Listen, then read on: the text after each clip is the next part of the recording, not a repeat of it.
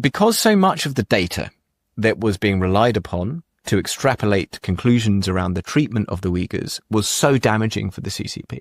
You know, they were just publishing the stuff about sterilization statistics. It's not as if they came out in a leak. They were published by the government. Really? Yeah. Oh, wow. So they stopped doing that.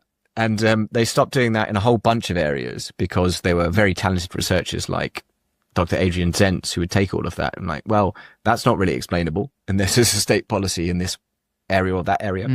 So they stopped doing that. So there is a very severe information blackout. It's very hard to work out what's going on. What we do know is that some of the very large facilities that were interring Uyghurs in very large numbers have been closed.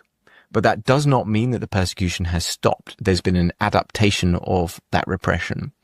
And we're trying to work it out. But one way that we definitely know it continues is through labor transfer schemes. So these are, in effect, forced labor schemes, involuntary labor schemes, where mainly ethnic minorities are conscripted to work, state schemes, and dumped in companies. And most of the time, the companies can't say no.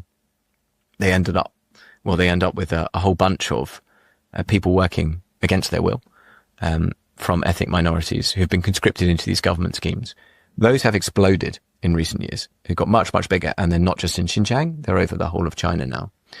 And that's, by the way, how we know that there is a problem with the procurement of things like solar panels, which rely upon polysilicon as their key ingredient. More than 90% of that comes from China, and about 40% of that, maybe slightly less, from the Uyghur region of China.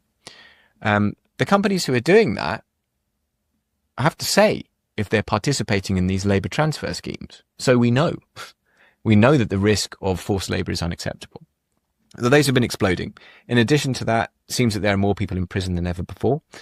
And it seems as if there are large purpose-built blocks of flats which are highly securitized, which seem to be housing Uyghurs as well.